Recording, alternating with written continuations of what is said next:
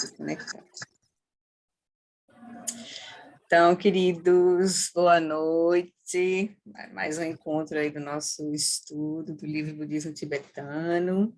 Hoje tem a Maria Cristina, que está, né, vindo pela primeira vez no grupo. E estamos juntos aí.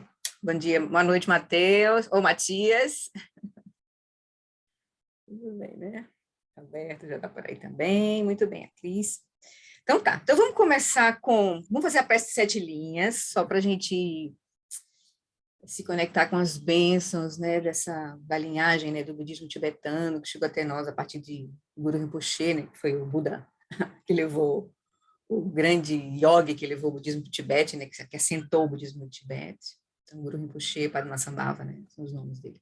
Então, a gente vai fazer a prece de 7 linhas. E depois a gente vamos retomar. Não, a gente vai fazer a nossa prática também no silênciozinho, preparar a nossa mente para o nosso estudo. Deixa eu compartilhar aqui a tela da prece.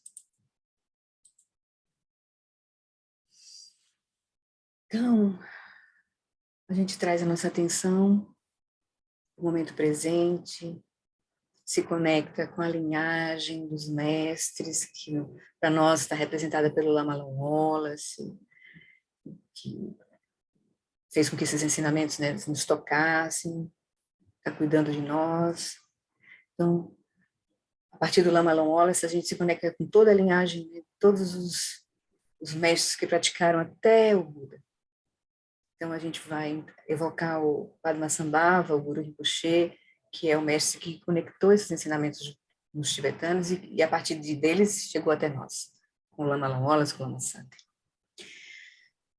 Vamos fazer 2 vezes em tibetano e 1 vez em português.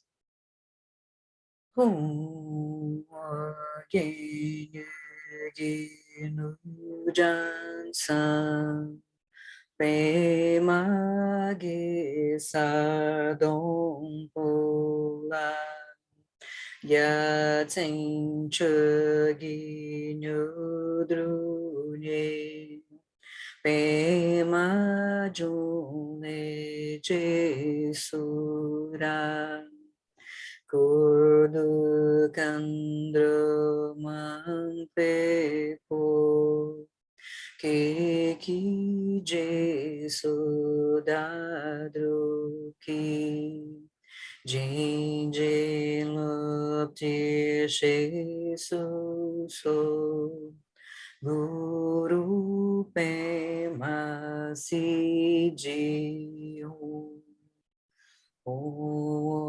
yin yu gi nu chan san Pema ge sardong pola yan sen chegi nyudrup ne Pema june je sudrak kudu kandro mampeko que Jesu dadru ki Jinje lopti shesu so Guru pema si ji hum. Em português, Rum. Na fronteira noroeste de Odiana, no coração de um lótus, está sentado aquele renomado como Padmasambhava, que alcançou o espantoso supremo Siddhi e está cercado por uma hoste de muitas dakinis. Seguindo suas pegadas, dedico-me à prática. Por favor, aproxime-se, conceda suas bênçãos. Guru Pema Siddhi. Então, com esse coração, a gente vai, então, procurar uma posição confortável para a gente fazer uns minutinhos de silêncio, estabelecendo o corpo, a fala e a mente em seus estados naturais. Eu vou conduzir hoje uma prática para ser um pouco mais curta, para a gente dar tempo de a gente fluir no nosso estudo. Mas a gente vai fazer a prática de base, estabelecendo o corpo, a fala e a mente em seus estados naturais.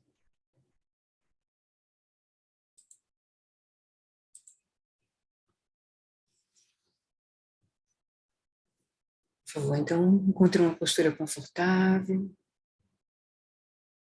Vamos iniciar a prática.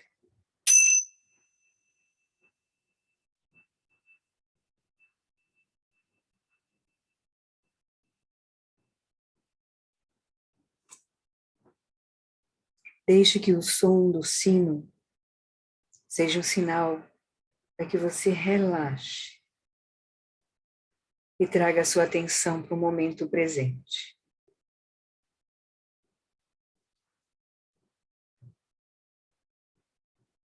Permita que sua consciência desça através do corpo e se dirija para o chão. O contato do corpo com a almofada, com a cadeira, onde você estiver sentado. Simplesmente fique consciente das sensações onde seu corpo está tocando a almofada, a cadeira. E apenas descanse aí, quietamente, nesse espaço não conceitual, observando essas sensações táteis diretamente.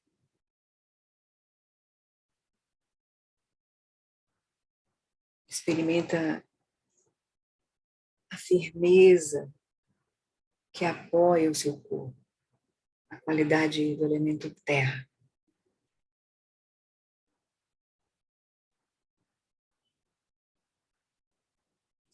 Desse lugar de confiança que nos traz o elemento terra, permita então que sua consciência se eleve através do seu corpo, iluminando todo o espaço do corpo, até o topo da cabeça.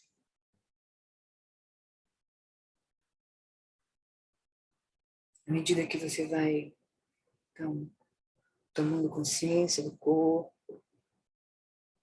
se você notar alguma contração ou tensão, à medida que você expira, solta essas tensões.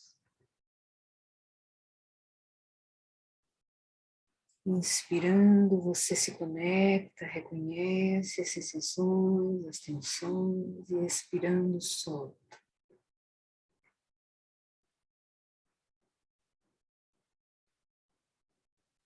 Vai deixando que o corpo naturalmente se aquiete e relaxe na postura.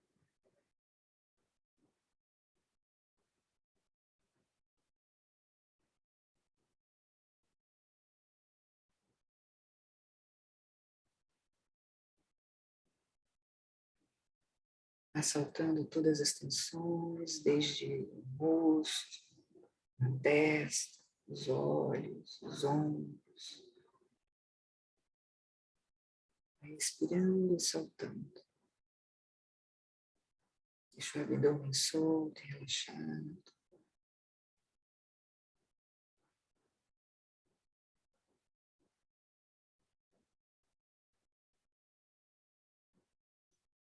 Dessa maneira, permita que todo o seu corpo esteja completamente relaxado e à vontade.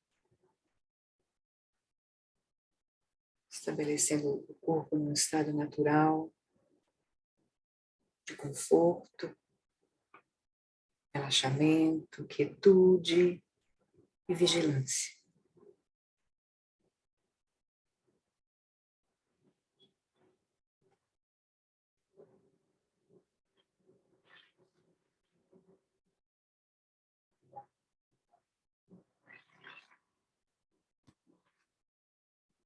Agora, com o corpo estabelecido em seu estado natural, deixe que a fala interna se estabeleça num estado de silêncio sem esforço. Para facilitar isso, simplesmente permita que sua respiração se estabeleça em seu ritmo natural, sem controlar a respiração de qualquer maneira. Simplesmente permita que a respiração flua naturalmente, sem esforço.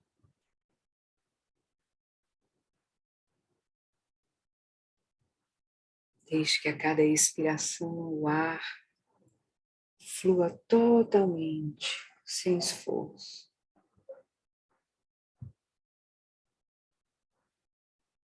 Com cada expiração, relaxe mais e mais o corpo. E deixe que a próxima inspiração surja naturalmente.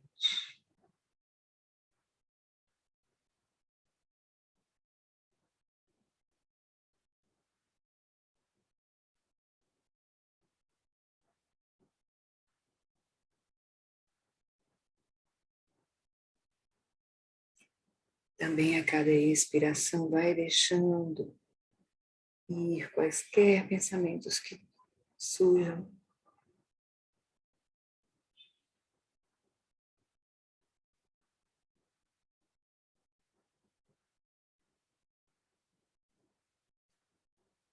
Permita que o corpo simplesmente respire por si mesmo, sem nenhuma intervenção de sua parte.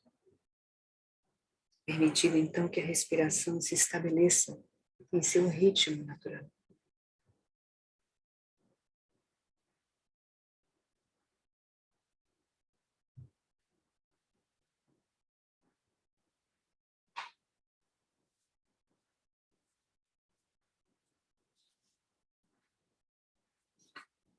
Agora, com o corpo, seu estado natural e a respiração no seu ritmo natural,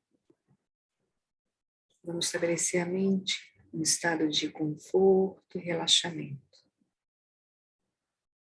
Deixe que durante esses minutos, todas as preocupações sobre o futuro, o passado, todas as expectativas, todas as temores, ansiedades, deixe que elas passem. Solta, solta quaisquer pensamentos. Permita que sua mente permaneça despreocupada. Aqui e agora. Conectada com o momento presente.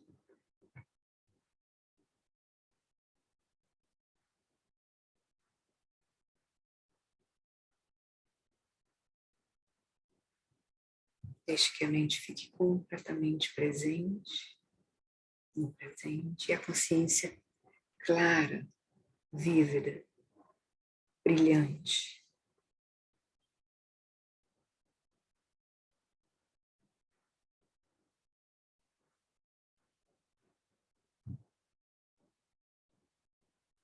As atividades da mente continuarão surgindo. Pensamentos, emoções, imagens. E simplesmente deixe que essas atividades venham e vão.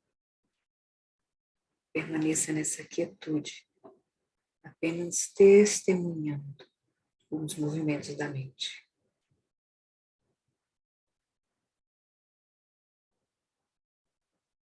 Permaneça na quietude da consciência, em meio aos movimentos da mente.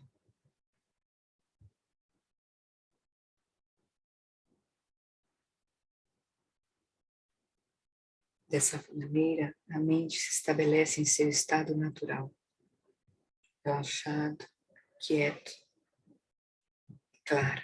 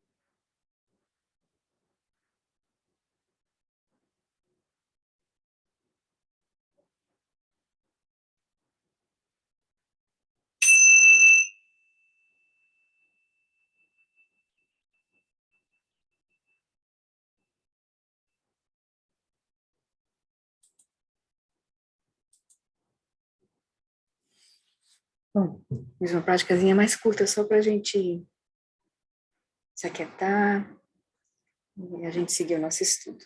Tudo bem?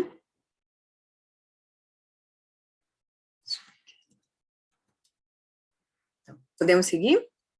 Então, tudo bem. Então tá, eu vou compartilhar onde a gente parou. Aqui. Então, nós vamos iniciar esse tópico aqui do capítulo 4, né? Nós estamos no capítulo sobre o espírito do despertar, né? O Lama agora nos introduziu um pouco ao processo, o que aconteceu com o Buda Sakyamuni, né? Com o Siddhartha Gautama. Mas eu queria voltar só, antes da gente falar, a gente seguir aqui nesse tópico da iluminação, eu queria só relembrar o último parágrafo que nós vimos, que retrata, né, depois que o Buda, na noite da iluminação, que ele faz todo o processo de descortinar, né, no primeiro terço da noite, as vidas anteriores, depois a relação, né, ele viu que a natureza flutuante e insubstancial da existência cíclica, né, e aí liberou todo o apego às preocupações mundanas, depois ele viu as ações e seus resultados de uma vida para outra, ele compreendeu de forma profunda como é que os seres se mantêm presos na roda da vida, né? E aí ele depois intui claramente as 4 nobres verdades, né? E aí ele levanta e a partir dessa iluminação ele começa a tentar trazer essa experiência, levar essa experiência para os seres, que ele sentiu que não seria muito fácil. Mas ele se levanta. Aí ele, no último parágrafo, ele diz assim, né? Durante todo o resto de sua longa vida, aqui, durante todo o resto de sua longa vida, o Buda viajou pela Índia como um simples mendicante, revelando o caminho do despertar para pessoas em todas as condições de vida, de mendigos a reis. Entre os primeiros seres a serem abençoados por sua iluminação estavam o seu próprio pai, sua ex-mulher e seu filho.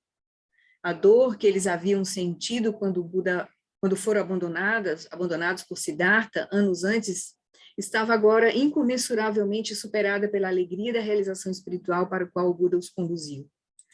Foi pela compaixão por todos os seres vivos que ele, desde o início, desde que ele decidiu sair do palácio, se aventurou em sua busca espiritual e sua vida, após o despertar, foi incessantemente dedicada ao bem-estar do mundo.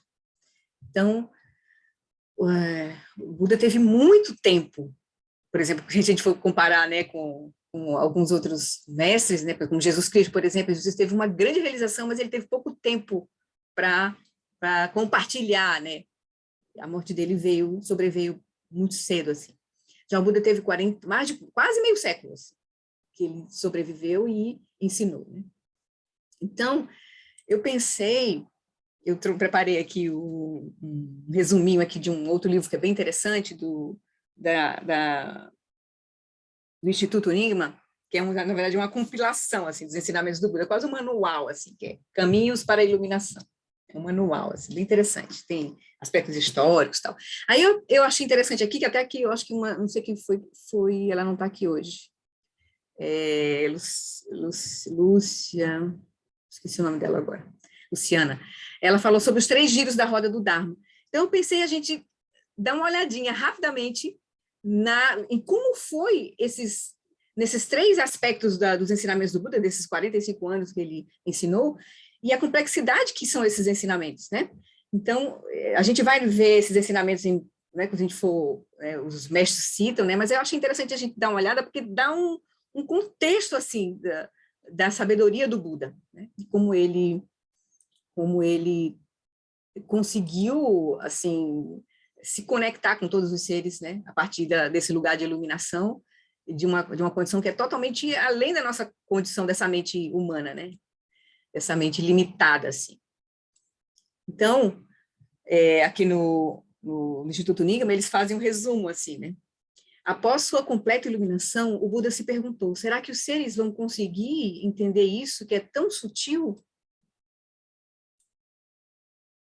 Aí, se diz aqui, né? Os ensinamentos que transmitem a visão e o caminho para a liberação são conhecidos como Dharma, né? A gente já viu isso. A maneira pela qual o iluminado ensinava, o Buda ensinava, ultrapassava o entendimento comum.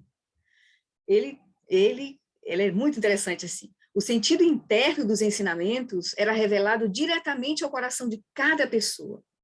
O Buda transmitia o conhecimento iluminado de diversas maneiras, por meio de transmissão silenciosa, de bênçãos, ou através de uma multiplicidade de linguagens.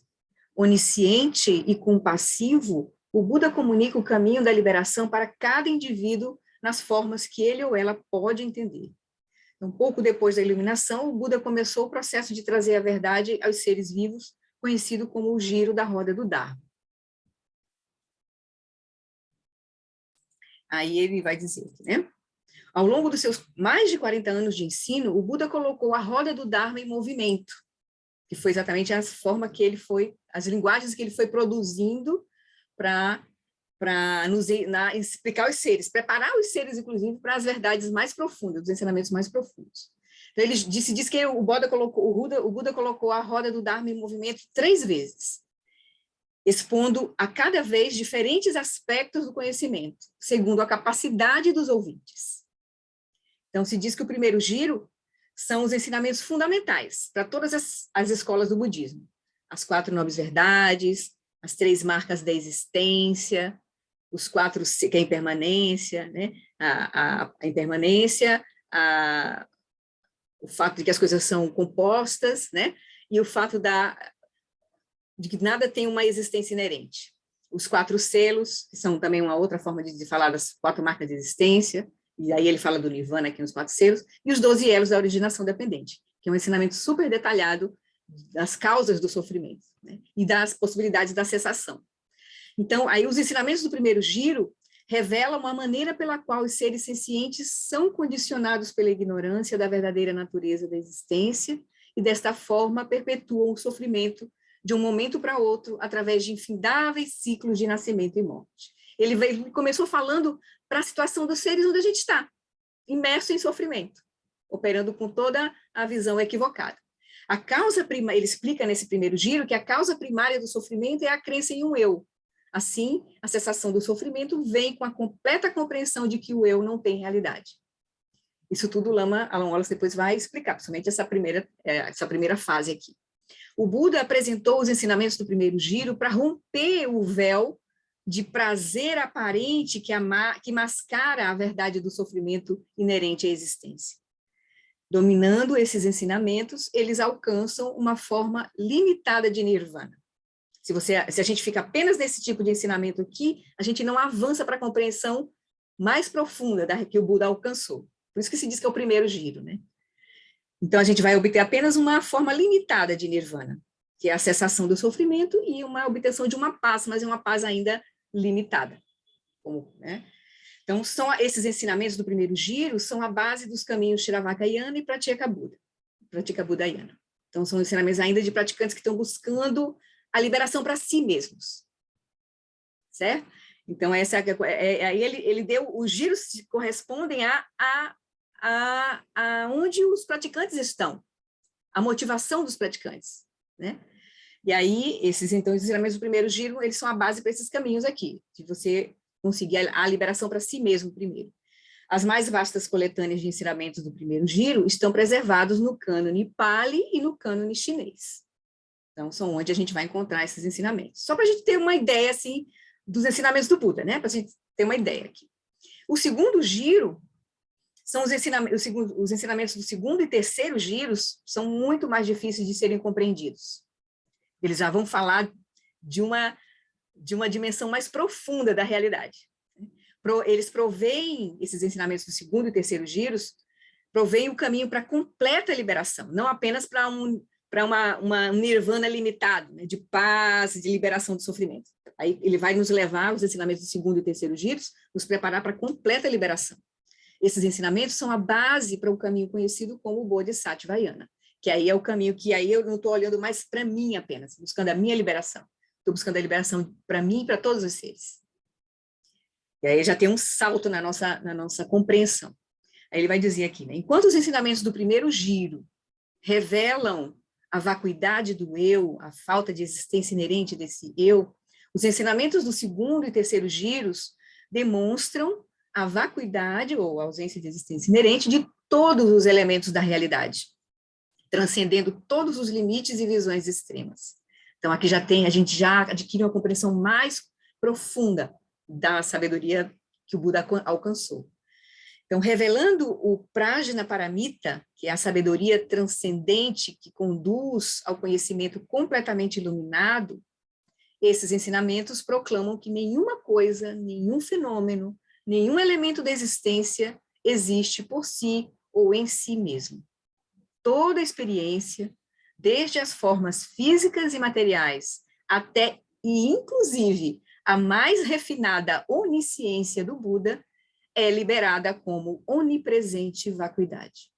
Então, a gente é apresentado para os ensinamentos da perfeição da sabedoria, que é a compreensão profunda, a gente começa a compreensão da vacuidade, que é a ausência de existência inerente dos fenômenos, né? Dessa compreensão, não só do eu, né, mas de todos os fenômenos, né? Dessa compreensão, emergem ao mesmo tempo a sabedoria da vacuidade e a compaixão, que responde a todos os seres sencientes, que toca a todos os seres sencientes. Assim, não há separação, quando a gente começa a penetrar nesses ensinamentos do segundo giro, a gente vai ver que não há separação entre as realidades relativa e última. A gente aqui vai ter uma compreensão, começa a ter uma compreensão mais profunda. Os ensinamentos desse giro são os Sutras Prajnaparamita, que transmitem a perfeição do conhecimento em longos textos de 100.000, 25.000, 18.000, 10.000 e 8.000 linhas. Então, tem vários sutras do Buda explicando isso, de uma maneira mais profunda até de maneiras mais condensadas. Aí ele vai dizer aqui que expressões mais curtas dos ensinamentos Prajnaparamita incluem o Sutra do Diamante e o Sutra do Coração, que aí são os ensinamentos que o Lama Santen, principalmente, tem dado profundamente para a gente, né? E agora me parece que ele tá pegando outros sutras, né? E fazendo aprofundamento com outros sutras. Mas aqui é o cerne, assim. A gente precisa compreender os sutras do Prajnaparamita para acessar essa compreensão já do segundo giro. Então, o Buda proferiu esses ensinamentos do Prajnaparamita no Pico dos Abutres, em Rajagriha, para uma congregação de bodhisattvas, bem como para os arhats, monges, monjas, leigos e seres de outros reinos. Então, aqui, ele deu um ensinamento para os seres que já têm essa compreensão mais profunda, que são os bodhisattvas, mas também para os arhats, os monges, monjas, leigos e seres que estavam comprometidos com o caminho, né? Já entrando no caminho de transformação. E o terceiro giro, os ensinamentos do terceiro giro foram passados em vários locais, né, em Vaisali, Monte Himalaia, Bodh Gaya e outros locais, para uma audiência de bodhisattvas. Aí aqui, os ouvintes são especiais. Porque para você, aí ele vai dizer que é dito que o caminho para a realização contido nestes ensinamentos do terceiro giro é totalmente aberto apenas para os que forem bem treinados em sabedoria, que tiverem dirigido sua mente completa e unidirecionadamente para a iluminação. Então, vai exigir uma maturidade para você compreender, de fato, de forma profunda, esses ensinamentos do terceiro giro.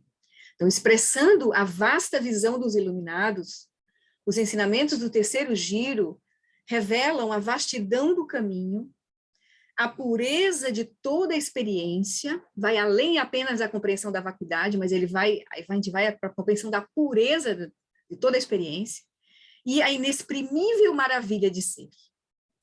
Esses ensinamentos transmitem os ensinamentos do Tathagata Garbha, que é o potencial de iluminação existente em todos os seres sencientes. Os ensinamentos do terceiro giro apuram a natureza última da realidade, por meio de uma análise em termos de 3 naturezas. Lá no segundo giro, a gente viu a natureza, viu apenas a realidade relativa e absoluta. Aqui a gente vai aprofundar mais ainda a nossa investigação, a nossa análise, a nossa compreensão e a nossa experiência para ver 3 naturezas, a imaginária, a dependente e a absoluta. Isso aqui são ensinamentos profundos. A gente tem textos em português aqui, principalmente do Khenpo Sutra em Gyatso, que nos ajuda a penetrar nessas compreensões, né? Então, todos os elementos da existência, desde as formas físicas e materiais, até inclusive a mais refinada onisciência do Buda, nesse caso aqui, nessa compreensão última, são apresentados como totalmente puros. Então, entre os sutras do terceiro giro, incluem-se os sutras Avatansaka, Sandinirmokana, Ratnakuta, o Lankavatara e o Tathagata-garbha. Eu lembro que o Lama Santen fala muito do Lankavatara Sutra, né? Eu acho que ele tem dado ensinamentos, inclusive, sobre ele. Então, esses ensinamentos do segundo e terceiro giros que chegaram até nós são apenas uma parte dos ensinamentos originais que se diz serem muitos mais extensos. Centenas de textos foram perdidos. Os textos do segundo e terceiro giros que ainda existem foram preservados tanto no cânone tibetano como no chinês, embora manuscritos em sânscrito de algumas obras sobrevivam até hoje. Se perdeu muito, né, desses ensinamentos mais profundos. Mas aí os tibetanos mantiveram, porque, né, porque eles conseguiram trazer da Índia, né, quando o budismo foi para lá, e eles conseguiram preservar, assim, eles traduziram tudo, assim, que eles puderam. Certo? Então, a gente vai parar aqui, nessa parte aqui do PPTzinho. Então, só para a gente ter uma ideia, assim, da complexidade que foi os ensinamentos do Buda. Durante esses 45 anos, o ensinamento dele foi paulatino, porque ele foi preparando a audiência para receber esses ensinamentos, né? Então, às vezes quando a gente começa a entender essa complexidade, aí a gente começa a ver que a gente pode, às vezes, estar sendo exposto a um tipo de ensinamento que está dentro de um caminho ainda com uma visão limitada, né? Aí a gente vai compreendendo que tem ensinamentos que vão romper essas visões mais limitadas, né? E a gente vai ver que o Buda ensinou apresentou o caminho completo da iluminação. Depois dele, muitos mestres foram aperfeiçoando, comentando, produzindo muitos comentários sobre esses ensinamentos, sobre esses vários níveis dos ensinamentos, inclusive. Os tibetanos foram uma riqueza, assim, o Dalai Lama disse para os indianos, né, que assim, nós recebemos o budismo da Índia, preservamos, ampliamos, aperfeiçoamos, que tem muitos tratados de muitos mestres tibetanos, Atisha, Tsongkhapa, a gente vai, né, receber, assim, tem recebido a partir do Lama Long Wallace, na Tibet House do Geshe Pende, tem trazido vários ensinamentos. Então, a gente tem, esses ensinamentos chegam pela riqueza que os tibetanos tiveram de preservar e praticar esses ensinamentos. Aí o Dalai Lama disse para os indianos, nós agora estamos devolvendo essa riqueza que a gente recebeu, nós preservamos os ensinamentos do Buda, que praticamente quase se perdeu muito na Índia. Então, agora eles lá na Índia, né, em Dharamsala, eles são a irradiação dos ensinamentos do Buda. E tem muitos projetos hoje de tradução de todos esses sutras, todo esse material para o inglês, né? O Dzongsa Khyentse Rinpoche está fazendo esse esforço para preservar todos os ensinamentos. Tem um projeto, 84.000, que ele está traduzindo todos os sutras para o inglês. Que hoje é a nossa língua que atinge mais pessoas, né? Então tá, então vamos voltar para o nosso texto. Então, o que é a iluminação? O Lama Alan Wallace segue aqui. Na tradição budista, existem diferentes interpretações do significado da onisciência do Buda. A mais conservadora afirma que para onde quer que a consciência de um Buda se dirija, o objeto escolhido poderá ser percebido sem obstrução.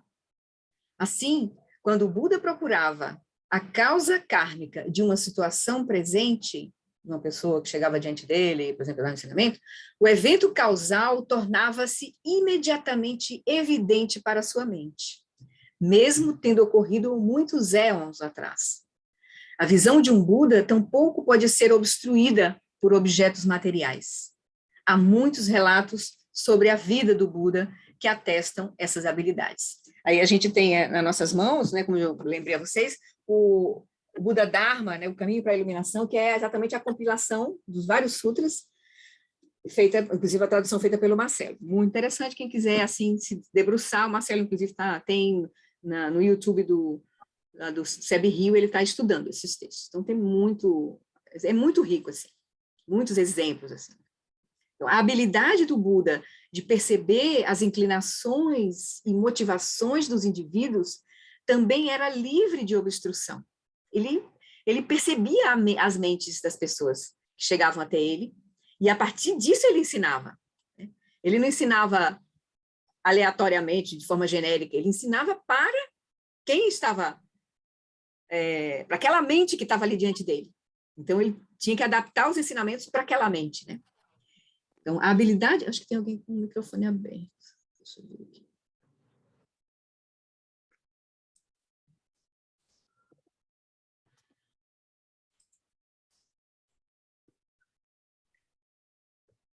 Não lembro quem é que está aqui.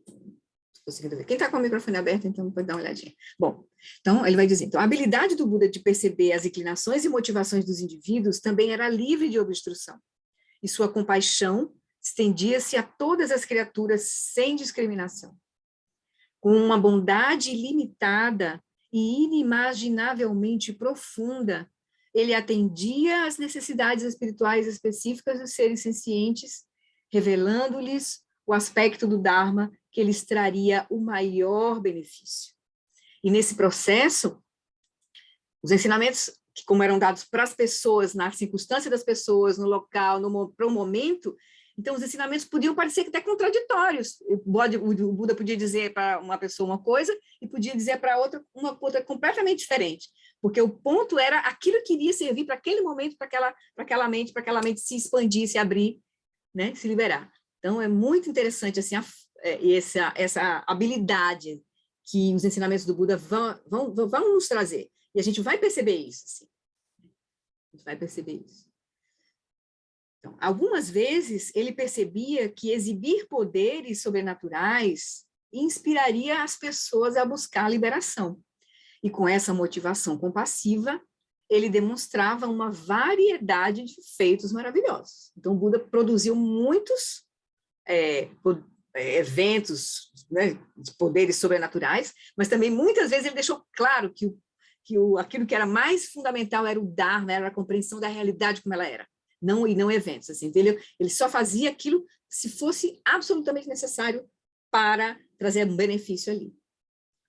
Mas o principal meio pelo qual o Buda servia aos outros era ensinando o Dharma, e ele enfatizou isso. E ele fez isso por mais de 4 décadas após o seu despertar.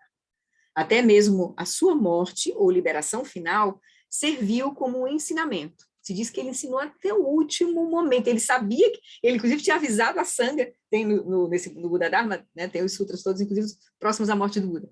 Então, ele avisou a Sangha que ia morrer, acho que uns 3 meses, e todas as pessoas começaram a vir, os alunos, e pediu ensinamentos, até o último momento ele ensinou. Assim. Então, até mesmo a sua morte ou liberação final serviu como um ensinamento. Ele ensinou que até mesmo o corpo de um Buda está sujeito à impermanência. E, portanto, não há nenhum benefício em apegar-se a essa forma externa. A essência da mensagem do Buda está contida nas 4 nobres verdades. Inclusive, agora o Lama Wallace faz uma retificação. Assim. O ensinamento é tradicionalmente conhecido como as 4 nobres verdades, mas ele diz que o melhor seria dizer as 4 verdades dos nobres áreas, porque é como se fosse assim, um diagnóstico que só é perfeitamente compreendido com a mente de uma mente que já está pacificada, pura para compreender esse diagnóstico, né? Que as 4 verdades são um diagnóstico. O Buda viu e ele diz, é um diagnóstico da realidade. Então, a primeira delas é a verdade do sofrimento. E o Buda exortou seus seguidores a reconhecê-la. Primeira coisa que ele falou. Né? À primeira vista, pode parecer estranho que ele precise nos encorajar a fazer algo que já fazemos. Quem já não sentiu dor ou descontentamento? Mas há um significado mais profundo aqui. O Buda afirmou que todas as experiências de alegria, indiferença e dor são insatisfatórias. Não é fato que até mesmo os maiores prazeres mundanos são contaminados com insatisfação? Quando esses prazeres acabam, não ficamos nos sentindo insatisfeitos e descontentes? Mas, apesar disso, tendemos a nos agarrar aos prazeres da vida, ignorando sua natureza transitória. Então, eu também aqui nesse ponto aqui, eu trouxe bem rapidinho também um resuminho para a gente ver as 4 nobres verdades bem rapidinho, ver as 4, porque aqui o Lama só vai se referir a uma, depois ele vai ao longo do livro explicar profundamente a primeira, a segunda, a terceira e depois a quarta, só para a gente ter o contexto rapidinho, claro que a maioria de vocês já estudou, assim, mas só para a gente ter um contexto, e também essa classificação da verdade do sofrimento, os tipos de sofrimento, só para também a gente se lembrar rapidamente, assim, porque o Lama não vai fazer essa estrutura assim, rapidinho, assim, né? Mas eu achei interessante a gente ver. Tudo bem? Vamos seguir aqui. Então, as 4 nobres verdades, ou as 4 verdades dos nobres áreas, né?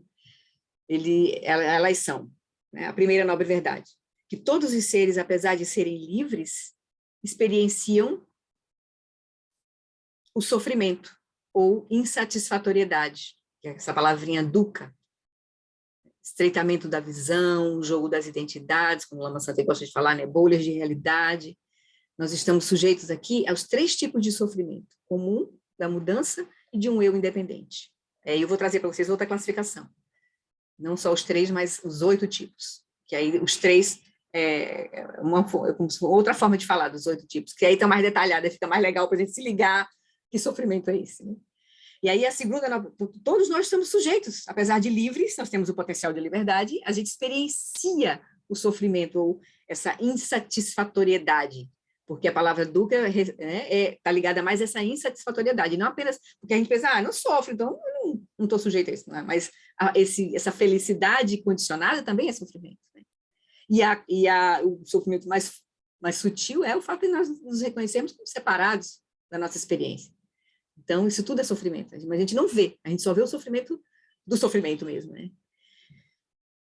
Aí, a segunda nova verdade, que o sofrimento não é natural, ele é construído por causas e condições artificiais de felicidade e segurança impermanentes.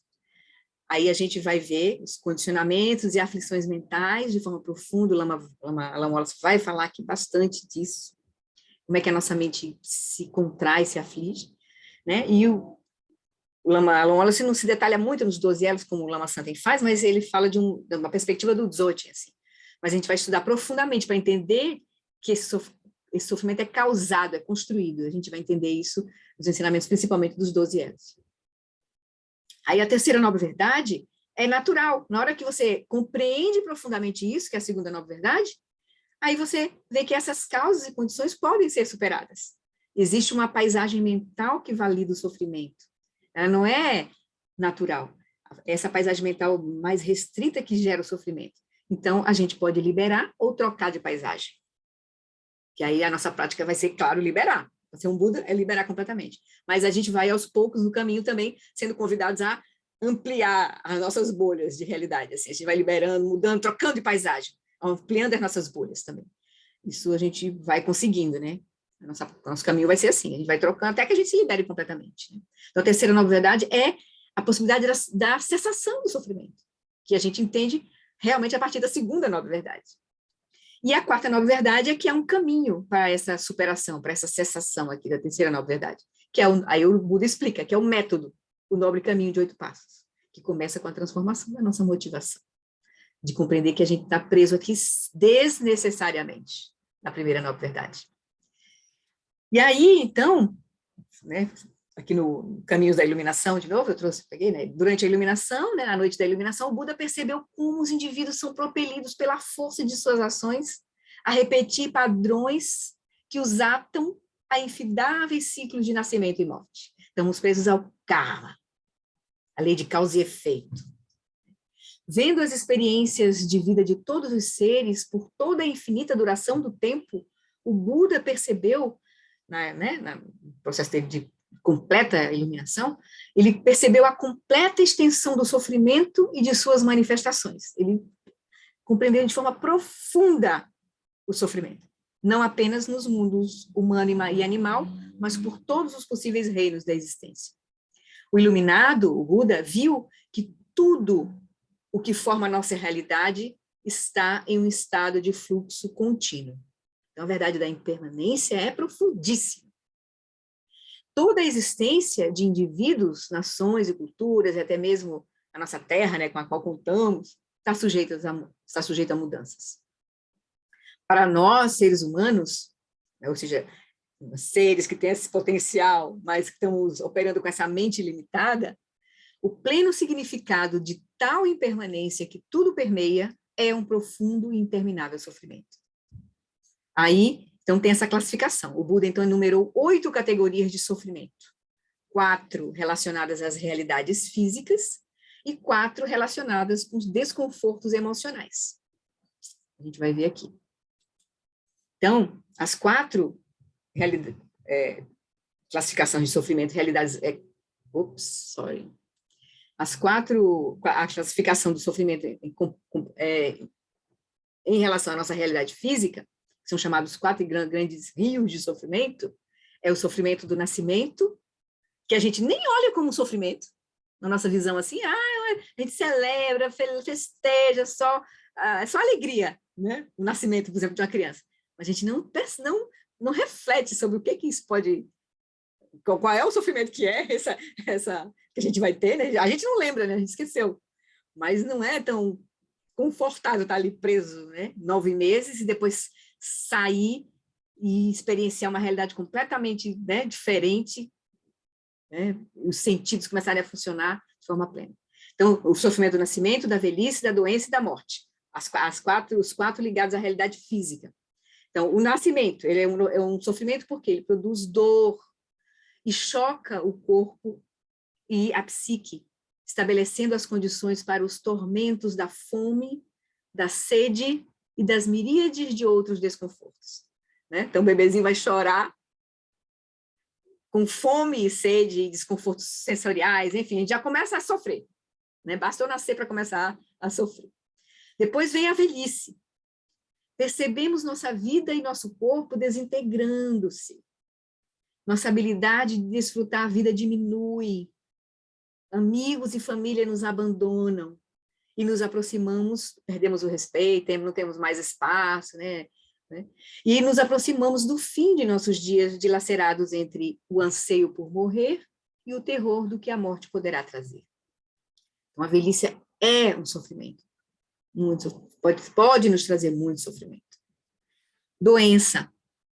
Quando a doença aparece, ficamos desamparados e tornamos-nos companhias aborrecidas. A vitalidade, é muito raro a gente vivenciar uma experiência de uma doença, por exemplo, como eu me lembrei aqui do Lama Zopa, que teve um infarto, e ele alegre no hospital, com a boquinha tentando tomar remédio, rindo. Um mestre com grande realização, né? A gente fica logo, né, chateado, porque não pode, a gente fica logo, né, desamparado e tornamos companhias aborrecidas. Porque comigo, né? A vitalidade e o entusiasmo declinam e somos atormentados pela dor física.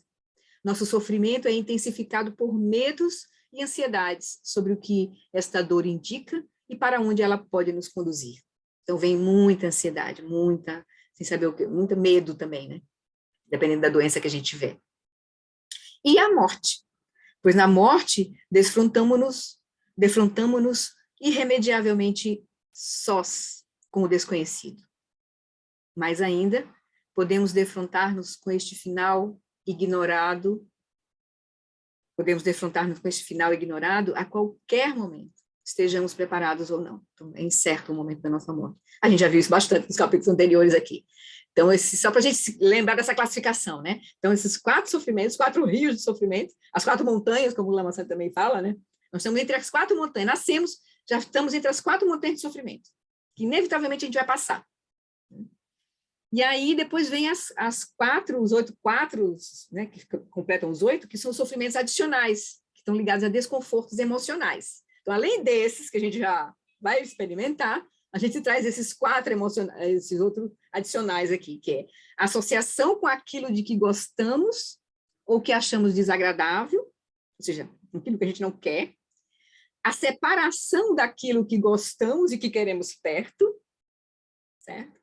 E quando alcançamos ou não alcançamos os nossos desejos, também a gente vai experimentar sofrimento, mesmo que a gente alcance ou não alcance, e o sofrimento da existência condicionada, que é esse sofrimento mais sutil da gente operar com essa mente esquecido de quem verdadeiramente nós somos.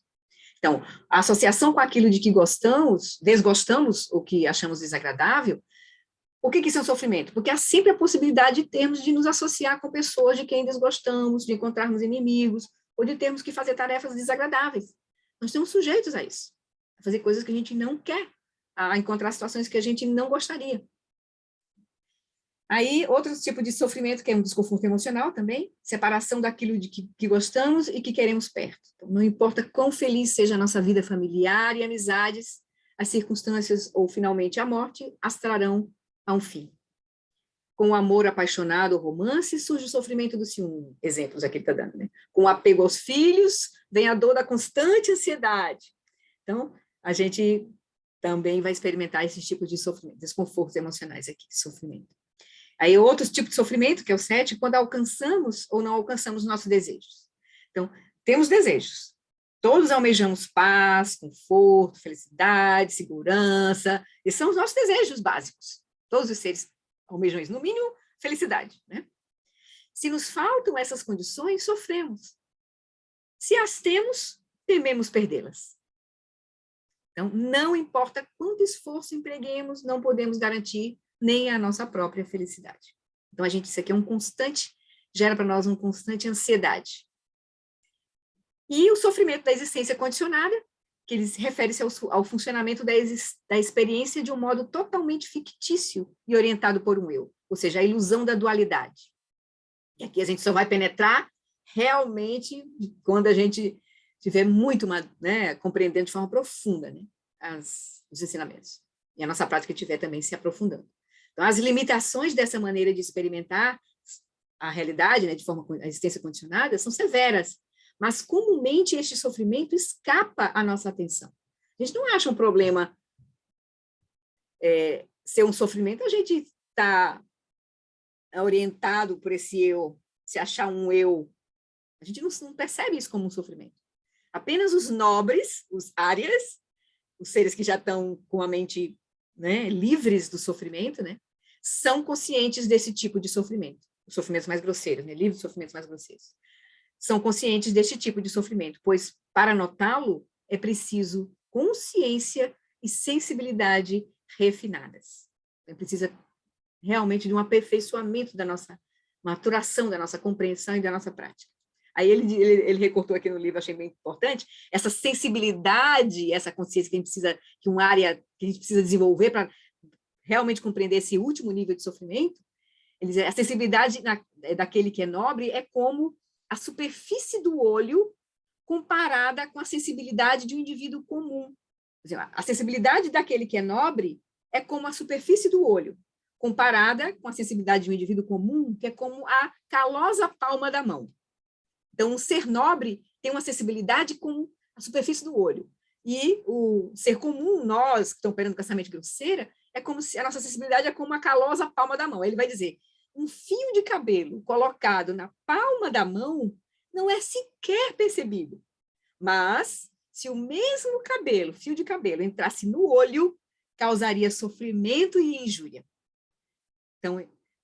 Então, enquanto apenas aqueles que estão avançados no caminho reconhecem as limitações da existência condicionada pelo que são, ou seja, só em perceber o Buda quando olha e vê os seres presos dentro dessa condição desnecessariamente, então a compaixão vai surgir, né? Não tem outra coisa para surgir.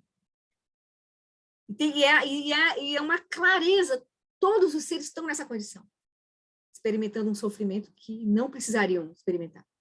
Ele vai dizendo, então, enquanto apenas aqueles que estão avançados no caminho reconhecem, se tornam realmente bodhisattvas, né? As limitações da existência condicionada pelo que são, nós seres comuns, podemos vislumbrar estas limitações quando um momento de apreciação se abre brevemente, apenas para ser fechado depois no confinamento de nossas percepções mais comuns e automáticas. Então, a gente pode até experimentar isso, assim, de forma, né, ter vislumbres disso, mas somente um ser que está realmente com, né, com essa prática completamente estabelecida, que pode não perder nunca mais esse reconhecimento, né, dessa natureza muito profunda da dualidade, assim, do que a dualidade promove de sofrimento dos seres. Né? Então, e fazendo um paralelo, então, dessas 8 formas, né, para falar do sofrimento, essas 8 categorias, você pode também olhá-las a partir dos 3 tipos de sofrimento, que é a forma mais comum de apresentar o sofrimento, os níveis de sofrimento, né? Então, tem a outra classificação, os 3 tipos de sofrimento, não os 8, como a gente viu agora. Os 4 físicos e os 4, né, emocionais. Aqui a gente pode apresentar esses 8 como 3 tipos de sofrimento. O sofrimento o sofrimento da transitoriedade ou da mudança, e o sofrimento do condicionado, ou o sofrimento todo pervasivo, o sofrimento da mente que está operando em dualidade. Então, o sofrimento do sofrimento resulta de estar-se sujeito ao que é desagradável. Então, nascimento, velhice, doença, morte, associação com o que não gostamos, separação do que gostamos e não obtenção do que queremos, aqueles primeiros 7, e uma parte, os primeiros 6 e uma parte dos 7 estão aqui no sofrimento do sofrimento. E aí o sofrimento da mudança, o sofrimento da transitoriedade, resulta das coisas aprazíveis. Então, tudo que dá prazer é fonte de sofrimento, porque é instável e falível. Prazeres transitórios iludem e atormentam a mente, como a inalcançável miragem de um lago no deserto, que nos seduz mais e mais, sem, entretanto, nunca satisfazer a nossa sede. Os prazeres são como assim, né? Como uma miragem. Nunca vão prazeres transitórios, nunca vão satisfazer a nossa sede, de fato. Nosso desejo por felicidade, por paz, né? Então, esse é o sofrimento da mudança. A gente aposta todas as nossas fichas numa coisa que a gente, não, agora eu acertei, é isso, mas aí a gente, com a mente condicionada, colocando isso como a nossa fonte de felicidade, a gente vai colher o sofrimento da mudança, da transitoriedade, porque essa é a natureza das coisas. E aí, o último nível, que é o sofrimento mais profundo, na classificação lá é o 8º, que é o mais sutil de todos. Então, como uma tintura, esse sofrimento do condicionado permeia todo o tecido da experiência, da mente presa na dualidade. Então, toda a experiência da mente presa na dualidade é sofrimento. Então, os seres no reino do desejo, no reino da forma e da não forma, estão dentro dessa experiência de sofrimento. Que é o sofrimento todo pervasivo. Nosso bem-estar e prazer, nosso não sofrer, é adquirido às custas do sofrimento de outrem, insetos, pássaros, animais ou outros seres mundanos. Estamos presos aos 5 skandhas, que são os elementos da existência do eu. Então, quando a gente não entende o sofrimento condicionado, é porque a gente está preso à dualidade, um senso de eu. Então, a gente vai estar sempre causando sofrimento de alguma forma também, porque a gente vai estar sempre dependente de outros seres, né? Então, a gente não vai estar liberado realmente como um Buda, né? Ok? E aí ele vai dizendo, não sabendo que cada um de nós experimentará sofrimento, como podemos ser complacentes? No capítulo que eu tirei, né, da verdade e sofrimento, lá do Caminhos para a Iluminação, né, que eu peguei, ele vai dizer, compreender a verdade e sofrimento e conhecer com certeza que a felicidade duradoura não pode ser encontrada no mundo comum, ou seja, com essa visão comum, desperta o senso de urgência e inspira a determinação necessária para encontrar a causa do sofrimento. Então, super importante a gente compreender essa primeira nova verdade, que é a verdade do sofrimento, que não é simples e trivial, porque a gente precisa olhar de forma profunda a nossa experiência e realizar que toda a nossa experiência está contaminada por a insatisfatoriedade, por dukkha. Né? Tudo bem? Então, eu vou continuar lá no texto, para a gente... Oi, desculpe. Eu acho que compartilhei errado aqui. Compartilhar lá no Lama Wallace, né? Então, ele disse aqui, então, a essência da mensagem do Buda está contida nas 4 novas verdades. Se a gente compreender de forma profunda as 4 novas verdades, a gente atinge a iluminação. Tá? Então, a primeira delas é a verdade do sofrimento. A gente viu isso aqui, né? E o Buda exortou seus seguidores a reconhecê-la. À primeira vista, pode parecer estranho que ele precise nos encorajar a fazer algo que já fazemos. Quem já não sentiu dor e descontentamento? Mas há um significado mais profundo aqui. Porque aí não é só o sofrimento que é o sofrimento, é também a felicidade condicionada, como ele vai dizer aqui, né? Buda afirmou que todas as experiências de alegria, indiferença e dor são insatisfatórias. Não é fato que até mesmo os maiores prazeres, estou relendo aqui, né? Os melhores prazeres mundanos são contaminados com insatisfação? Quando esses prazeres acabam, não ficamos no sentido insatisfeitos e descontentes? Mas, apesar disso, tendemos a nos agarrar aos prazeres da vida, ignorando sua natureza transitória. O Buda encorajou-nos a superar essa recusa em enfrentar a realidade, Então, a gente, às vezes, né, como o Lama, acho que foi, não sei se foi, o próprio Lama Laola já falou isso várias vezes, mas assim, a gente sofreu, aí encontra o Dharma, aí a gente começa a praticar, ver o sentido de tudo isso, aí daqui a pouco a vida começa a ficar mais tranquila, você começa a ficar mais, né, a curar relações, e daqui a pouco você se apaixona, aí você começa cria uma bolha de realidade, se esquece, assim, pode se esquecer da prática de novo, porque agora a realidade está maravilhosa, você consegue um emprego maravilhoso, teve sucesso, prêmio, aí a gente pode se perder nesse processo, né? E esquecer de novo, né, que a gente está mergulhado na dualidade e que a gente vai colher sofrimento em algum momento. Então, o Buda encorajou-nos a superar essa recusa em enfrentar a realidade. Então, realizar plenamente a natureza insatisfatória da vida na existência cíclica pode ser uma experiência devastadora. Lembrar que a experiência cíclica é essa mente que opera em dualidade, que gera, né, se apega a um senso de eu, que aí gera apegos e aversões, e isso vai fazer com que a gente gire uma roda do karma, né? A gente vai estar sustentando essa energia de apego e aversão. Então, realizar plenamente a natureza insatisfatória da vida da existência cíclica pode ser uma experiência devastadora, mas também pode abrir o caminho para uma prática autêntica do Dharma. E é por isso que o Buda enfatizou a verdade do sofrimento. O sofrimento que devemos reconhecer inclui não só o tipo de sofrimento que sentimos com a perda de um ente querido, ou quando perdemos o emprego, por exemplo, mas também as condições mais fundamentais da existência humana, ou seja, o envelhecimento, a doença e a morte. Aí ele esqueceu de botar o nascimento aqui, né? Mas é o nascimento também. Pensar que seremos liberados do sofrimento quando esta vida terminar é mera ilusão. Na perspectiva budista, há muitas evidências em contrário. Isso vai seguir. Tem o princípio da continuidade da consciência. Um dos meus mestres tibetanos, o contemplativo Genlan Rinpa, me contou suas primeiras reflexões sobre a morte. Quando jovem, ele se perguntava ansiosamente se a morte significava simplesmente a cessação de toda a experiência. Como isso seria reconfortante? A liberação instantânea, sem esforço, de toda a angústia desta vida. Mas ele chegou à conclusão de que o assunto era muito importante e que seria necessário uma investigação muito mais aprofundada. Como resultado de muitos anos de estudo e meditação, ele concluiu que, tanto por razões teóricas como empíricas, a visão nihilista da morte era insustentável. Esperar pela morte ou apressar-se em direção a ela não é a solução para o problema do sofrimento. Tem alguma coisa no chat aqui? Deixa eu dar uma olhadinha. Cindy, no budismo, não acaba quando termina. Isso mesmo.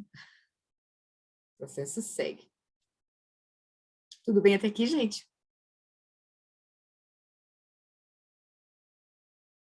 Então, vamos seguir, para a gente ver se a gente vai concluir esse capítulo. Então, aí o Buda vai, né, então, apresentar o caminho, né, que é a quarta nobre verdade, né? Mas aqui o Lama não vai fazer muitos detalhes, ele vai só dar um panorama, né? Ele está só no caminho, aqui o caminho do despertar, né? Nesse capítulo ele vai dando o espírito do despertar, né? Abrindo um panorama mais geral do que o Buda descortinou. Então, o Buda não ofereceu nenhum apoio à visão de que nós, como indivíduos ou como espécie, estamos naturalmente evoluindo em direção à liberação de vida para vida, quer tentemos ou não. Então, essa não é a visão do Buda. O que o Buda viu é que se a gente não entrar num caminho de superação da dualidade, nós vamos estar presos na existência cíclica e a aflição mental leva a mais aflição mental. Não tem como soltar. Sansara, por isso que ele chama de experiência cíclica. Sansara não se libera a si mesmo. Então, a gente precisa de um caminho para transcender essa mente, transformar essa mente, a mente que está presa nas aflições mentais. Então, o caminho do Dharma requer esforço hábil e consciente. Sem o Dharma, esse caminho de transformação, o contínuo mental de cada indivíduo prossegue indefinidamente, com as suas marcas, com toda a confusão, passando de uma insatisfação para outra. O Buda não se contentou em alcançar estados de consciência que trouxessem meramente felicidade ou paz temporárias. Ele estava buscando a liberação definitiva do ciclo da existência. E essa foi a sua grande descoberta. Lembra que ele, no processo dele, né, ele chegou a fazer as práticas de samadhi, mas ele viu que não era o fim. Ali você conseguia uma paz quase inabalável, mas ele sabia que aquele estado tinha um fim, não era a liberação completa. Então ele foi atrás dessa experiência da completa liberação. Então, há duas palavras em sânscrito que foram incorporadas ao idioma inglês, embora muitas vezes seus significados sejam um tanto mal interpretados. Ele vai falar aqui de samsara e nirvana. A primeira delas é samsara. Eu brinquei com uma vez, acho que não sei quem foi, um desses mestres que assistiu um ensinamento, ele brincou assim, na tradição cristã se diz que toda a confusão começou, né, com Adão e Eva. E aí se brinca aqui que no budismo começou tudo com Sam e Sara. Foi uma brincadeira que fizeram.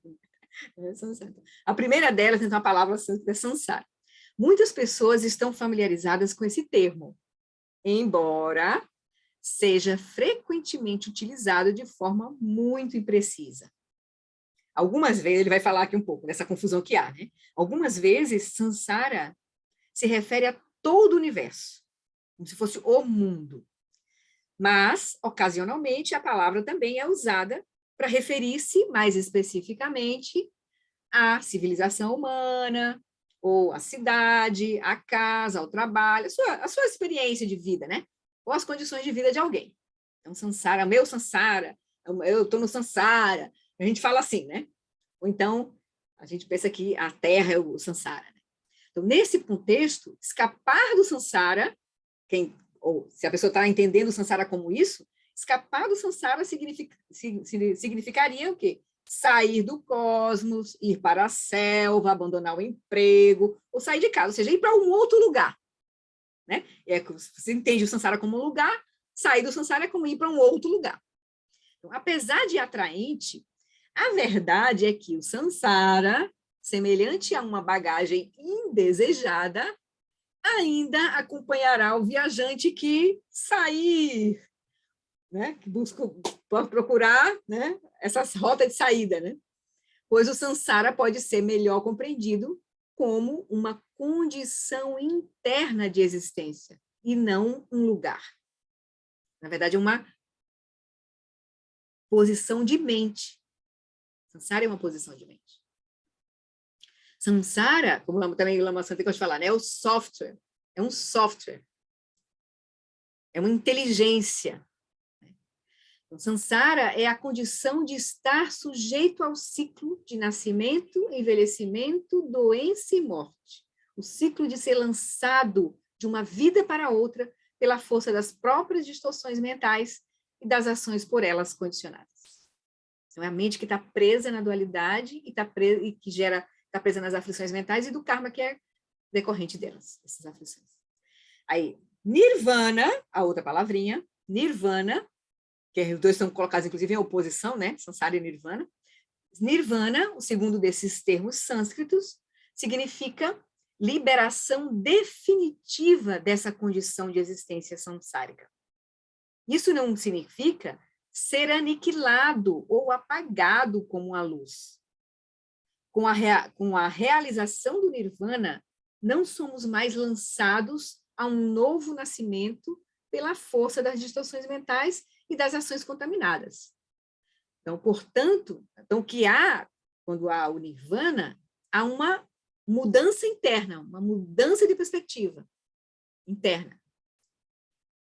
Então, com a realização, não somos mais lançados a um novo nascimento pela força das distorções mentais, nós estamos liberados das aflições mentais e das ações contaminadas por essas aflições, do karma, não está liberados do karma. Então, portanto, ninguém vai para o nirvana. O nirvana também não é um lugar, como a gente pode pensar, talvez algumas tradições, né, a tradição cristã imagine que o nirvana, ou o céu, sei lá, é um lugar, não é um lugar também. Né? Não é o céu, não é o nada, nem é o nada.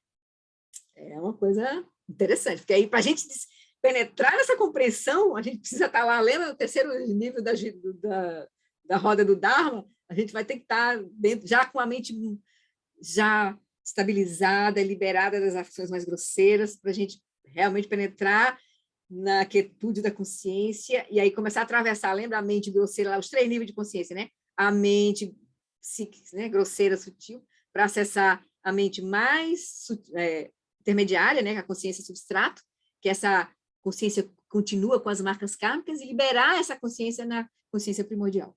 Então, aí você atinge o nirvana, quando a gente acessa realmente a compreensão do nirvana final, né?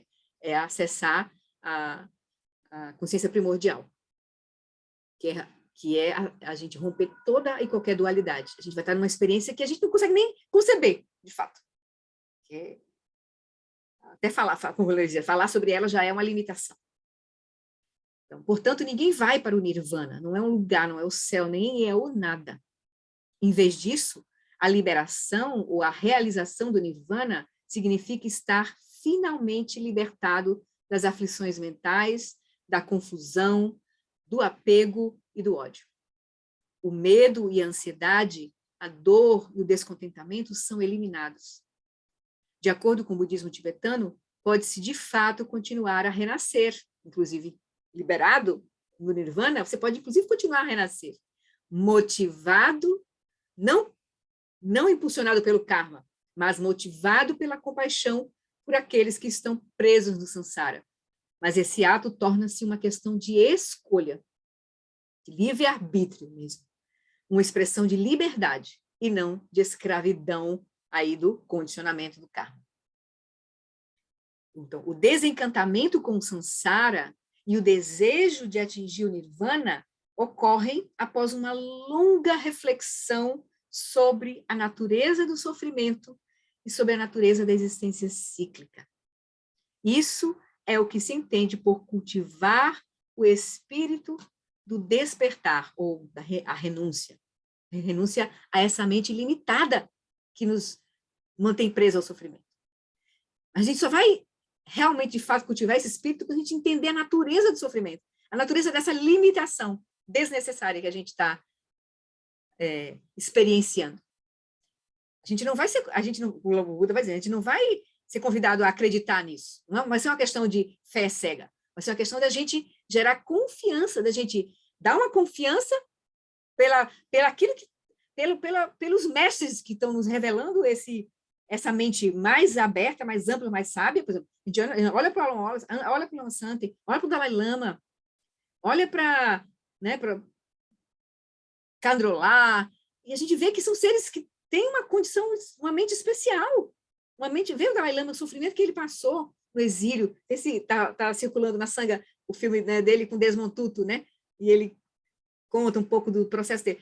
Então, o Lama Santo podia ser um ser completamente preso, sisudo, né?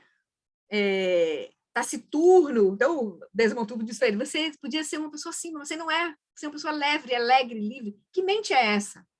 Que passa toda essa vicissitude e, ao contrário, expande cada vez mais, né? Você vê os tibetanos como os tibetanos cresceram na Índia, cresceram no mundo inteiro, assim, superaram toda a confusão, todo o sofrimento que eles tiveram com o genocídio que eles né, sofreram, né? Todas as perdas que eles tiveram, assim, no país, assim, não, é incrível, é uma mente incrível. Então, essa mente que tem essa liberação é muito maravilhosa. Então, a gente começa inspirado por essas mentes, tocados por essas mentes, e aí a gente vai trilhar o caminho. Mas o ponto é a gente vai ter que trilhar o caminho por nós mesmos, né? Checar isso. Então, ele vai dizer: no entanto, a realização do Nirvana normalmente exige mais do que uma única vida.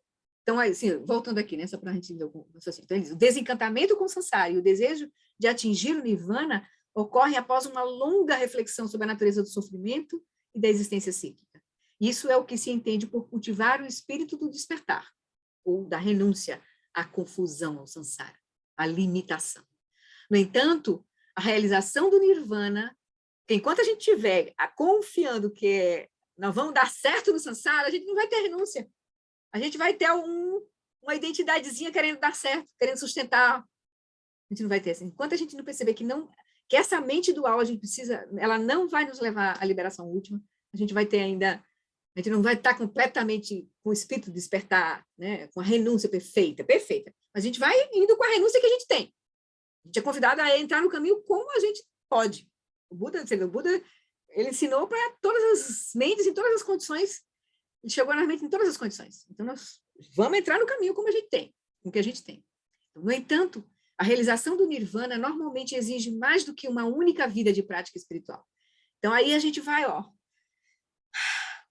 De certa forma, o Lama diz assim, a gente relaxa, é melhor que a gente relaxe, até porque a prática vai exigir isso, porque esse esforço no caminho não é um esforço do eu. Esse eu, ao contrário, a gente vai, inclusive, liberar. Então, é um caminho que vai... A gente entra com a mente do condicionamento, da mente dual, mas depois a gente vai, aos poucos, entendendo que não é essa mente que vai para o caminho.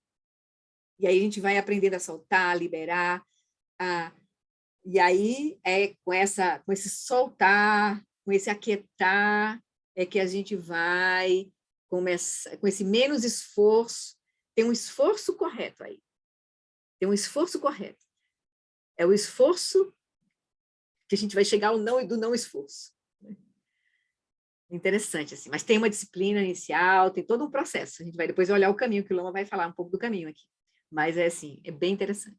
Então, é muito hábil, é muito complexo, é muito maravilhoso essa metodologia, assim, esse caminho do Buda. É muito interessante. Então, ele vai dizer, então, provavelmente, vai levar mais do que uma vida. Provavelmente, poucos de nós seremos capazes de completar a tarefa de superar todas as distorções mentais, juntamente com as suas impressões latentes, nesta vida. Nós podemos, se nós tivermos a maturidade e esse espírito de despertar amadurecido cada vez de forma mais pura, a gente vai estar se aproximando desse lugar, que já é a nossa condição. Mas a gente está preso nessa mente dual, preso nas aflições mentais, nos condicionamentos super complexos, muitas camadas de condicionamentos, que aí a gente precisa, então, fazer a nossa prática aqui agora, como a gente puder, e penetrando de forma mais profunda que a gente puder, e nos preparando para a nossa morte da melhor forma que puder e para o nosso próximo renascimento da melhor forma que a gente puder. Essa é a melhor perspectiva de prática. O ideal seria se a gente tivesse o espírito despertar amadurecido como o Buda teve, o Buda não tinha outra coisa a fazer na vida dele do que atingir a iluminação. Mas a gente não estamos presos, nós temos trabalho, emprego, nós temos outras prioridades. Tudo bem, a gente vai fluindo com elas. Pode ser que a gente vai amadurecendo. Tem muitos meios hábeis também, os mestres também, nós estamos numa era né, onde a própria vacuidade faz parte da nossa realidade, né? Nós estamos tendo um mundo virtual, a própria realidade está se expressando, está trazendo a própria natureza dela para nós, assim, né? A natureza insubstancial da realidade, lúdica, né? Mágica, está sendo apresentada para nós, nós estamos cada vez mais nos familiarizando com ela, né? Então, pode ser que isso ajude o processo, né? A gente faz a nossa parte, a gente faz o melhor que a gente pode, a gente simplifica a nossa vida, a gente aproveita os mestres, aproveita a nossa prática e vamos seguindo. e reza para ter uma morte tranquila, para poder seguir praticando, porque a gente não sabe, a gente só relaxa e segue. É a melhor forma, sem perder as oportunidades, né? E aí, quanto mais a gente vai aprofundando, mais a gente vai simplificando a nossa vida, mais a gente vai liberando a nossa mente, e isso vai preparando a nossa mente para receber, para aprofundar os ensinamentos muito mais rápido.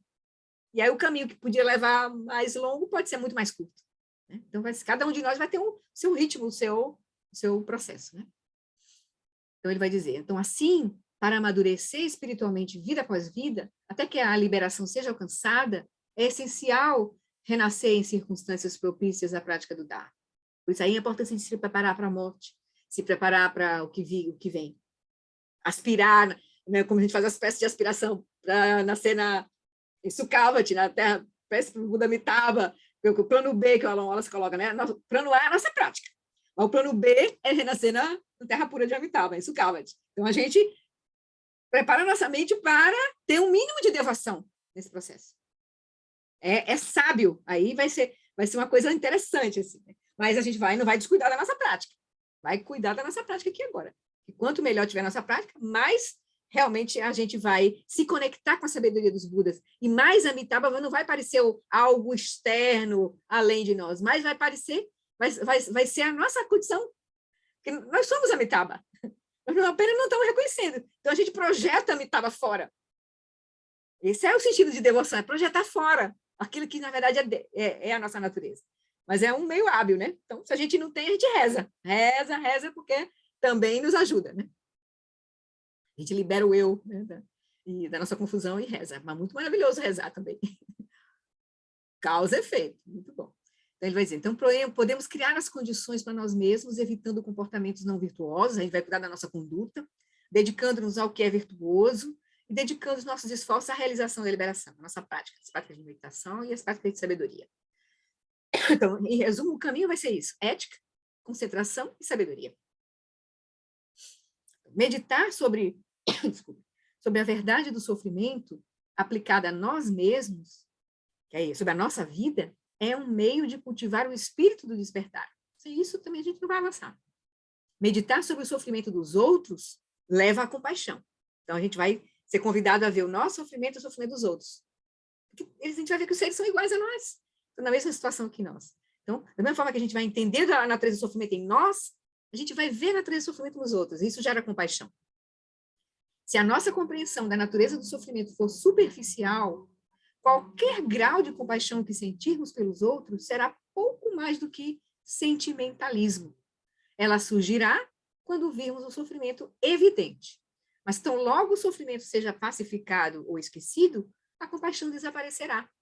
Ah, está bem, está feliz, a gente pensa, esquece. Mas não, o bem, o ser que está bem, está feliz, está em dualidade. Vai seguir o processo. Pode ser que ele tenha medo na hora da morte, pode ser que ele tenha muitos karmas que ele não liberou ainda.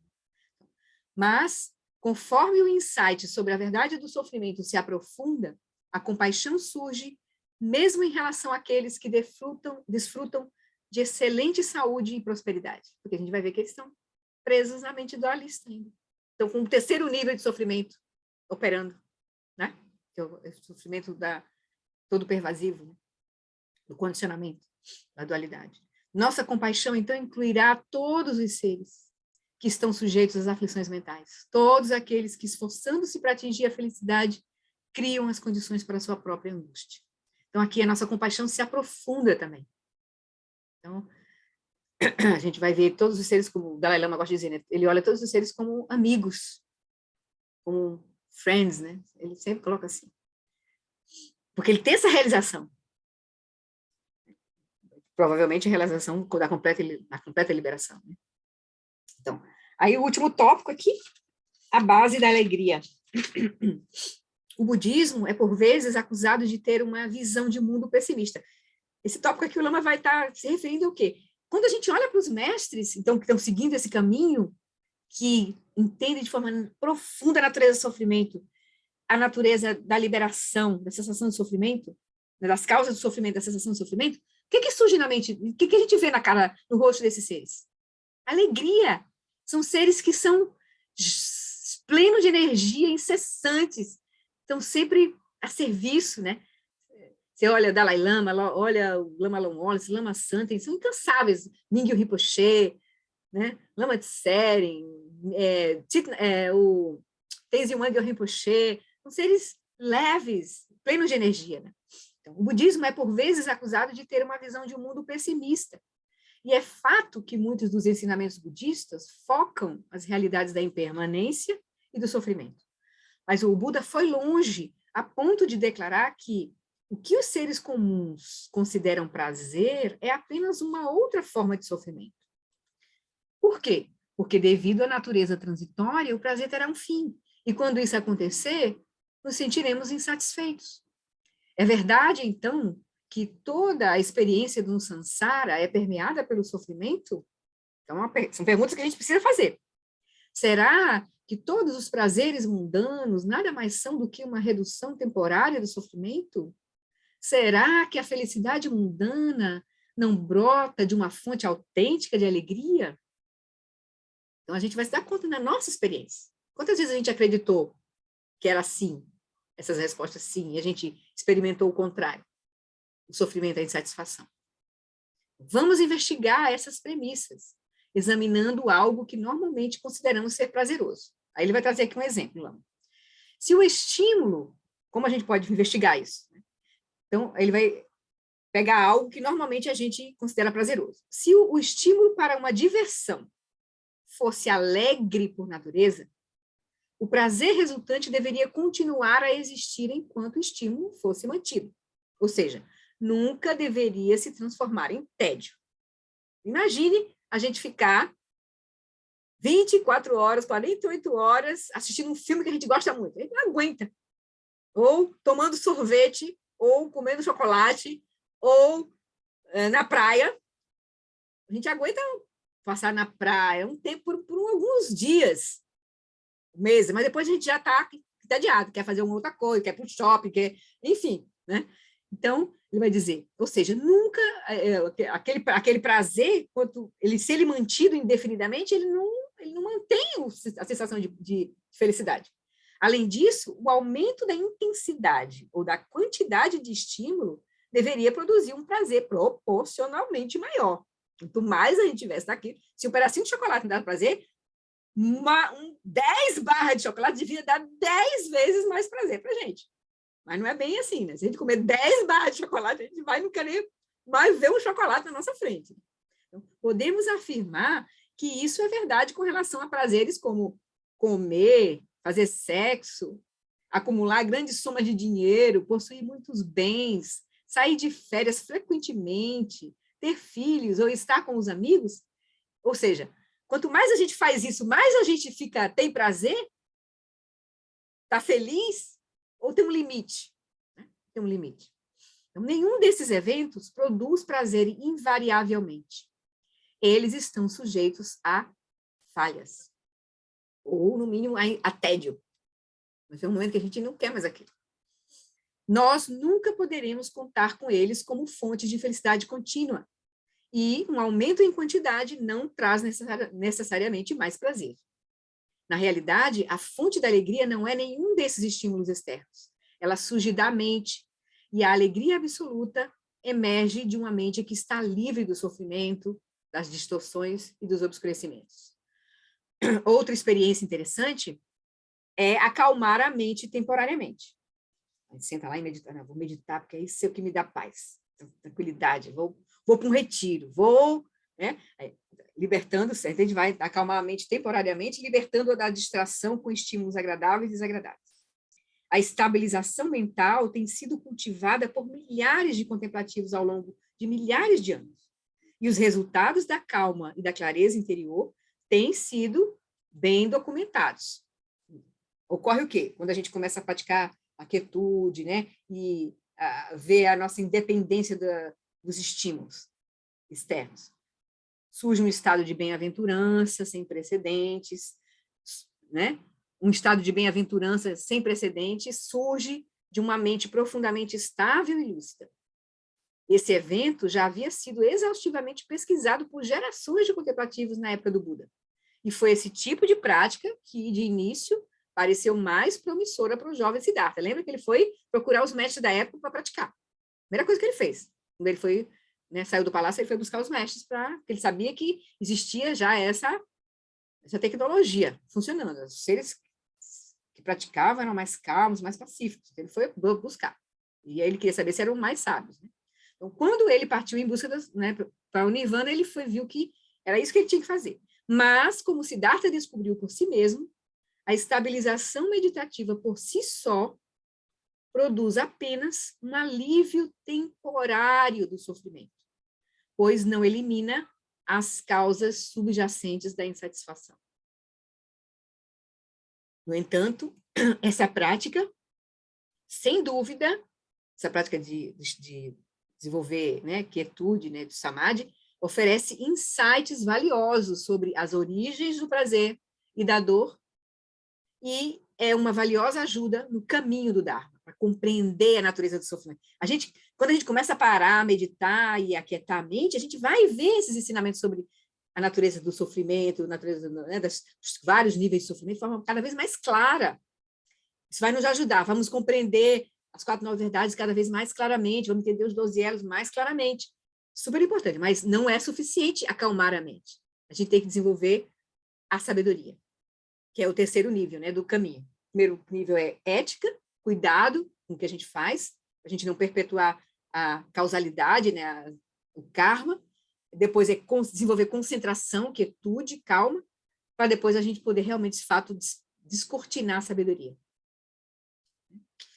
Então, parece que a gente chegou ao fim. Capítulo 4. E aí? Estão animados para seguir o caminho? Muito bom. Bom. Animado, né? Flori, posso fazer uma pergunta? Sim. Esse material de apoio que você usou, muito bom, do Instituto Mindman, você pode Sim. compartilhar com a gente? Vou compartilhar. Vou compartilhar. Eu estou preparando esse materialzinho para ir guardando, assim, para a gente ir olhando, reolhando também, tá?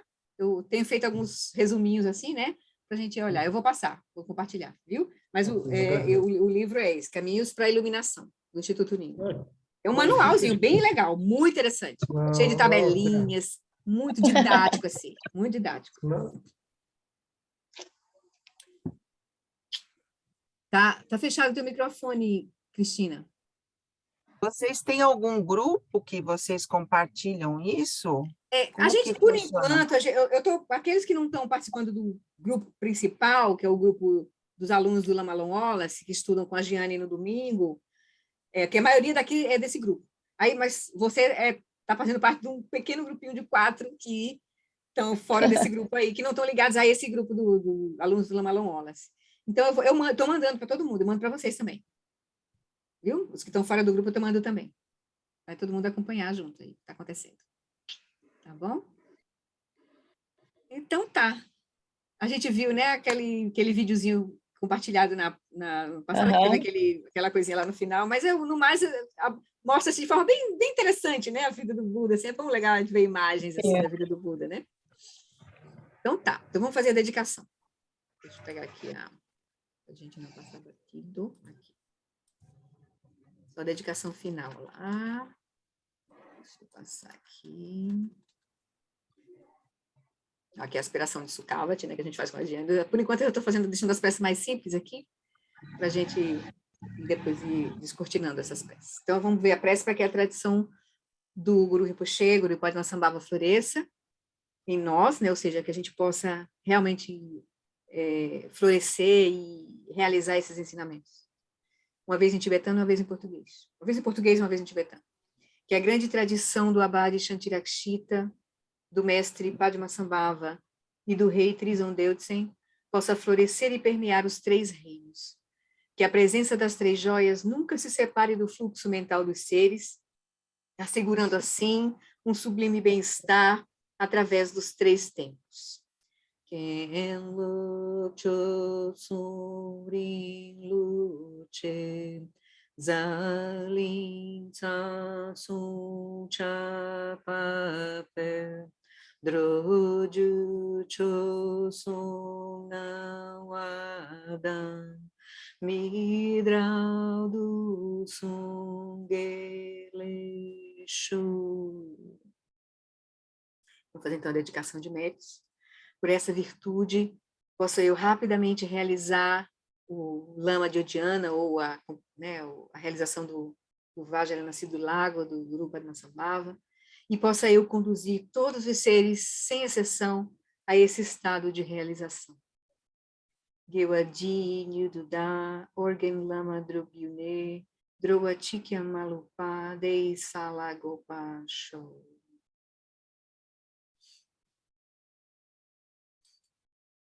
Então, é isso, queridos. Aí, obrigada, Flori. Muito obrigada. Obrigada também. E espero que Obrigada. vocês aproveitem e até o próximo encontro. Então, Claro. inicio capítulo 5. Tchau, Tchau, queridos. Obrigada. Boa noite. Tchau. Boa semana. Boa semana. Lembrar que domingo não vai ter o nosso grupo, né? A Jane só volta dia 16, né? Ah, é. Mas terça-feira tem normal. Tchau, queridos. Tchau.